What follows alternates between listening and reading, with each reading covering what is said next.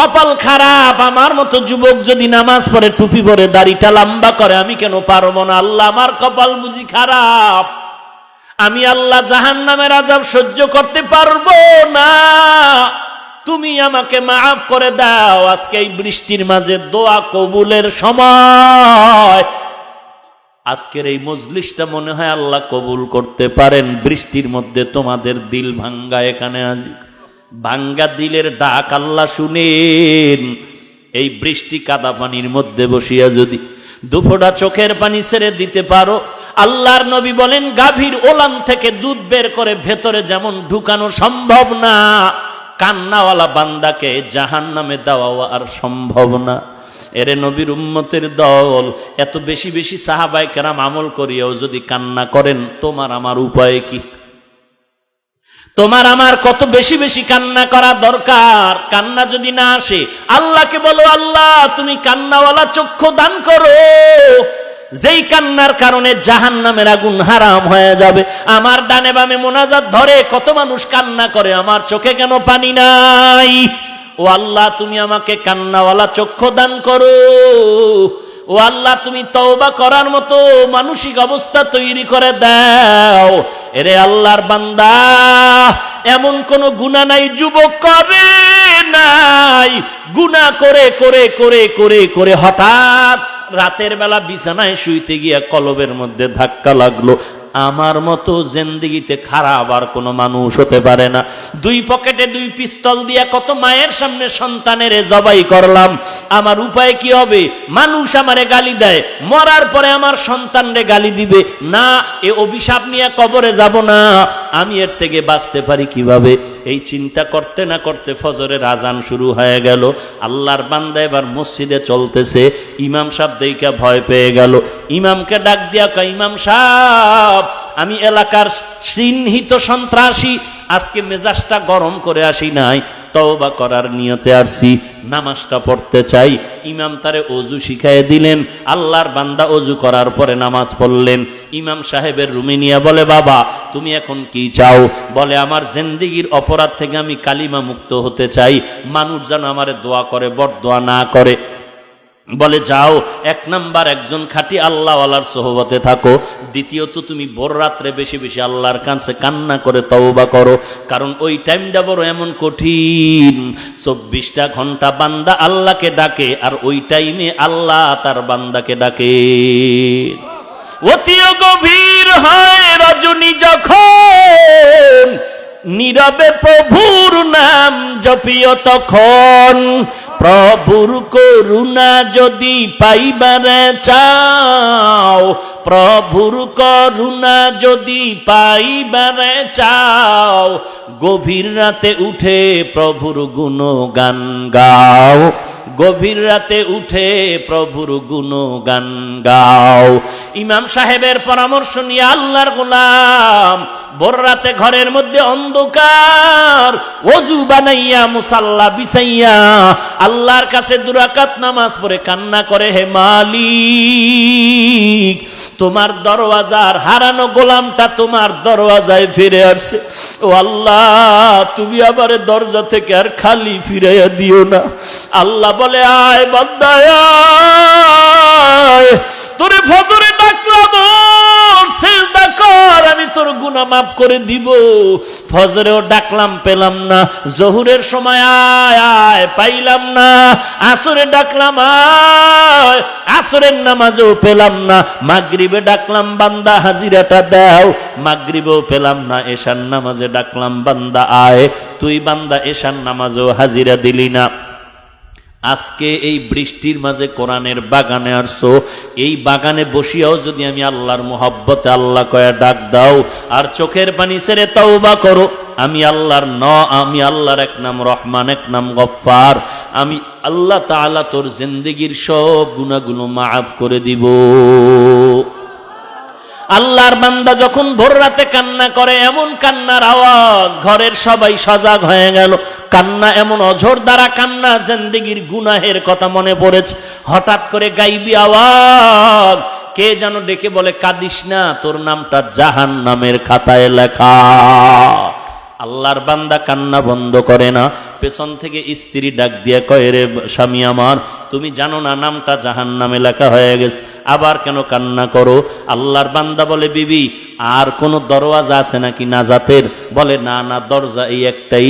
বলে, তো আমি এই দরজা আর ছাড়বো না, আমার কাজ হলো কান্না করা। মাফ করবেন কি না করবেন সেটা আমার আল্লাহ পাকের এখতিয়ার। এই বলে যখন আবার বান্দা কান্না শুরু করলো, কিছুক্ষণ পর কান্নার মাঝে আওয়াজ আসতেছে, বান্দা কান্না বন্ধ কর, তোর নামটা এখন জান্নাতি খাতায় লেখা হয়ে গেছে।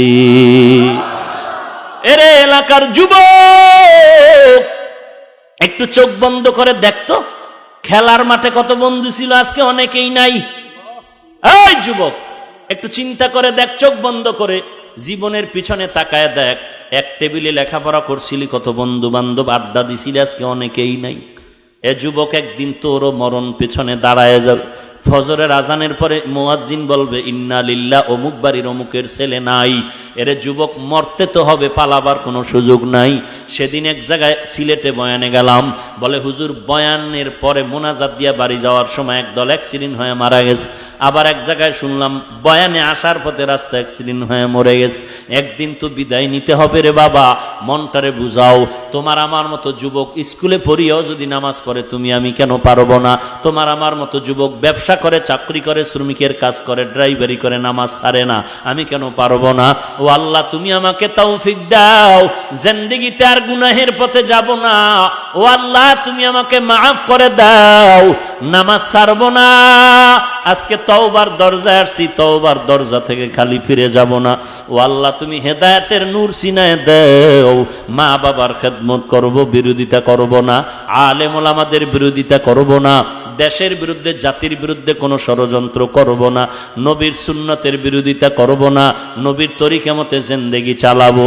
ও আল্লাহ, তুমি আমাকে তওবাওয়ালা জিন্দেগি দাও, নবীর সুন্নতের আমলওয়ালা জিন্দেগি দান করো। গলায় ছুরি আসলে মরে যাব, আর কোনোদিন গলায় ছুরি লাগুক, দাড়িতে লাগাবো না, নামাজ ছাড়বো না। এরকম পাক্কা তওবা করার যদি নিয়ত হয়, খাঁটি তওবার নিয়তে দুটো হাত আল্লাহকে দেখায়া দাও। আয় আল্লাহ, সবার হাত আপনি কবুল করে নেন। আয় আল্লাহ, আমাদের তওবা কবুল করে নেন। আয় আল্লাহ, তওবার উপরে মজবুত হয়ে চলার তৌফিক দান করেন। আয় আল্লাহ, নবীজির সুন্নতি জিন্দেগি আমাদের দান করেন। সবার সিনার ভেতরে হেদায়েতের নূর দান করেন, আমিন। আলহামদুলিল্লাহি রাব্বিল আলামিন, والصلاة والسلام على سيد الأنبياء والمرسلين وعلى آله وأصحابه أجمعين يا أرحم الراحمين يا أرحم الراحمين يا أرحم الراحمين رب ارحمهما كما ربياني صغيرا اللهم إنك عفو تحب العفو فاعف عني اللهم إنا نسألك رضاك والجنة اللهم إني أعوذ بك من سخطك والنار ও দয়ার মালিক, গভীর রাত কুদরতের নজর দিয়ে তাকায় দেখেন, বৃষ্টি কাদা পানির মধ্যে আপনার বান্দারা বেহেশতের বাগানে হাজির, বসারও জায়গা পায় না, দাঁড়ায় দাঁড়ায় দ্বীনের কথা শুনলেন। আয় আল্লাহ, কত উলামায়ে কেরাম হাজির, যাদের ইলমের যোগ্যতার বিন্দু আমার মধ্যে নাই। ওলামায়ে কেরাম, সাদা দাড়িওয়ালা মুরব্বীরা হাজির। আয় আল্লাহ, কত ব্যবসায়ী, কত চাকরিজীবী, কত ছাত্র ভাই, কত যুবক, কত ছোট ছোট বাচ্চারা হাত তুলেছেন, পর্দার আড়ালের কত মা বোনেরা হাত তুলেছেন। আয় আল্লাহ, আমরা সবাই জাহান্নামের আসামি, শয়তানের ধোকায় পড়ে গুনাহ করেছি রে মালিক। গুনাহের কারণে আমার হাত না পাক, আমার চোখ না পাক, আমার জিহ্বা না পাক, গুনাহের কারণে আমার অন্তর না পাক। আয় আল্লাহ, জাহান্নামের আযাব সহ্য করার শক্তি নাই, সূর্যের গরম সহ্য করতে পারি না রে আল্লাহ। আয় আল্লাহ, কেউ যদি একটা বেতের বাড়ি দেয় ব্যথা পাই, সহ্য করতে পারি না। গুনাহ নিয়ে কবরে গেলে দুই পার্শ্বের মাটির চাপ সহ্য করতে পারবো না রে মালিক। মেহেরবানি করে আমাদের সকলকে আপনি মাফ করে দেন। আপনার নাম গফফার। কত বড় বড় বড় বড় বেঈমানকেও তো ক্ষমা করেছেন। আমরা তো আপনার আদরের নবীর উম্মত, আমাদের কি ক্ষমা করবেন না রে আল্লাহ? আমাদেরকে যদি গুনাহগার বলে তাড়ায়া দেন, রহমান নামটা কেন রাখলেন? গফফার নামটা কেন রাখলেন? আয় আল্লাহ, কারো হাত খালি ফিরাইয়া দিয়েন না রে মালিক। এত কষ্ট করে এখানে আছে শুধু আপনার মোহাব্বত, নবীজির মোহাব্বত রে আল্লাহ। কাউকে খালি ফিরাইয়া দিয়েন না।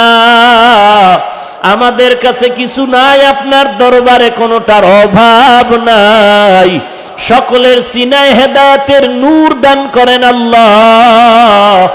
মা বোনদের আবেদা পর্দানিশী বানায় দেন, ছেলে সন্তানগুলো নেককার বানায় দেন। প্রত্যেকটা মা বাবাকে নেককার সন্তানের মা বাবা হওয়ার তৌফিক দান করেন। আয় আল্লাহ, প্রত্যেকটা সন্তান মা বাবাকে কোরআনওয়ালা সন্তানের মা বাবা হওয়ার তৌফিক দান করেন আল্লাহ। 5 ওয়াক্ত নামাজির মা বাবা হওয়ার তৌফিক দান করেন আল্লাহ। আয় আল্লাহ, মাহফিল কবুল করে নেন। ওলামায়ে কেরামরা আলোচনা করেছেন, কবুল করে নেন। ভুল ত্রুটি ক্ষমা করে দেন আল্লাহ। নবীজির মোহাব্বতে আমাদের মোনাজাত কবুল করে নেন। নবীজির রওজা মুবারকে গিয়া সালাম দেওয়ার তৌফিক দান করেন। বাইতুল্লাহর গিলাফ ধরে ধরে লাব্বাইক বলার তৌফিক দান করেন। আয় আল্লাহ, সারা দুনিয়ার মুসলমানের ঈমান আমল ইজ্জতের হেফাজত করেন আল্লাহ। বাতিলের মোকাবেলায় বিজয়ী করে দেন। বাংলাদেশ শান্তির দেশ বানায় দেন। দিনের জন্য, দেশের জন্য যারা জীবন দিল তাদের মাফ করে দেন। এখনো যারা চেষ্টা করে কবুল করে নেন। প্রশাসনিকভাবে যারা কাজ করে দেশ ও দিনের খাদেম বানায় দেন। আয় আল্লাহ তাআলা, সমস্ত হয়রানি পেরেশানি থেকে হেফাজত করেন। দুশমন ও মুখালিফিনদের বদনজর থেকে হেফাজত করেন। মুখালিফিন ও বদনজর থেকে হেফাজত করেন। দুশমনের বদনজর থেকে হেফাজত করেন। দুশমনের বদনজর থেকে হেফাজত করেন। হাসিদিনের হাসাদ থেকে হেফাজত করেন। হাসিদিনের হাসাদ থেকে হেফাজত করেন। মুনাফিকদের মুনাফিকির থেকে হেফাজত করেন।